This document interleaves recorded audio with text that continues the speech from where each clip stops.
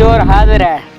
मैंने सारे सबूत ले लिए हैं वजीर, इसके जल्दी से हाथ काट दिए जाएं। जैसा आपका हुक्म मेरे सुल्तान।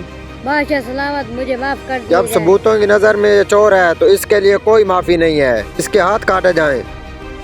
जी बादशाह सलामत। बादशाह सलामत, रुको रुको रुको। वजीर एक मिनट रुको, क्या मसला है? मैं मानता हूँ ये चोर है, लेकिन ये बेकसूर भी है। रुको रुको, अब सुनाया जाए क्या मसला है। बादशाह सलामत, मैं मानता हूँ ये चोर है, लेकिन इसने किसी मजबूरी की वजह से चोरी की है। वो क्या वजह है जिसकी वजह से इसने चोरी की है? मेरी सल्तनत में इसकी हिम्मत कैसे हुई चोरी करने की? बादशाह सलामत, इसकी कहानी तो सुने पहले। ये रोटी मिल गई है, इसे उधर जाकर खाऊंगा। ये क्या चोरी करके जा रहा है? मैं इसका पीछा करता हूँ। अरे चोर चोर चोर! ये क्यों एक दूसरे के पीछे भाग रहे हैं?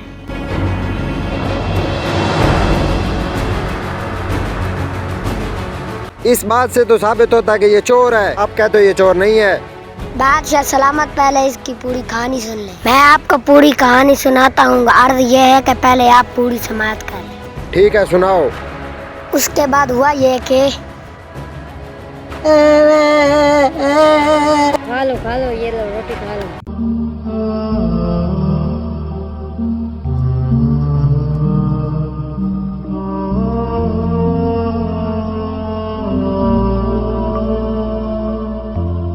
अरे ये क्या कर रहे हैं? लगता है ये बच्चे के लिए रोटी चोरी करके आया था। हाँ ये बैठा है।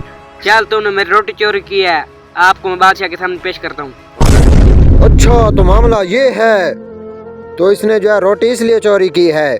मेरी सल्तनत में इतनी गुर्बत आ गई है कि इसको अपने बच्चे के लिए रोटी चोरी करना पड़ी।